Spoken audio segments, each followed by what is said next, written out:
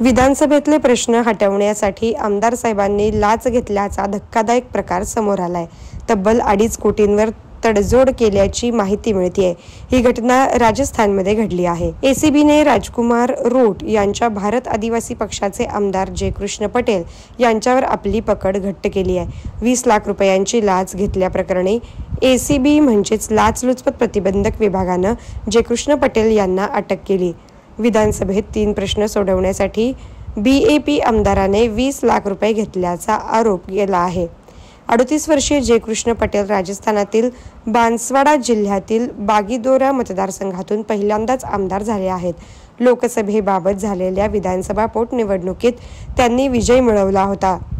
राजस्थानच्या इतिहासात भ्रष्टाचाराच्या आरोपाखाली एसीबीने आमदाराला अटक केल्याची ही पहिलीच घटना आहे। एसीबीचे महासंचालक रवी प्रकाश मेहरदा यांनी ही माहिती दिली आहे। पीटीआयच्या वृत्तानुसार जयकृष्ण पटेल यांनी विधानसभेत खाणींवर प्रश्न उपस्थित न करण्यासाठी 10 कोटी रुपयांची मागणी केल्याचा आरोप आहे। असा दावा केला जातोय की ही डील 2.5 कोटी रुपयांना फायनल झाली।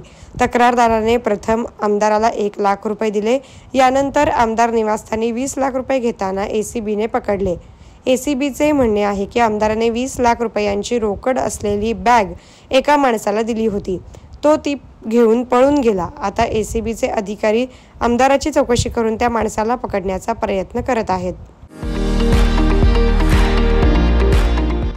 विविध कार्यक्रमांसाठी 2000 चौरस फुटाचा एसी बँक्वेट हॉल, हॉटेल चित्रा एक्झिक्युटिव्ह, लग्न समारंभ, रिसेप्शन, वाढदिवस, सेमिनार तसेच विविध बैठकींसाठी उपयुक्त असा सोलापूर शहराच्या मध्यवर्ती अशा सम्राट चौकातील हॉटेल चित्रा एक्झिक्युटिव्ह मध्ये पत्ता 195 बुधवार पेठ, सम्राट चौक, चिडगुप्पर हॉस्पिटल समोर, सोलापूर। संपर्क 8956 03 31 00 आणि 8956 03 31 01।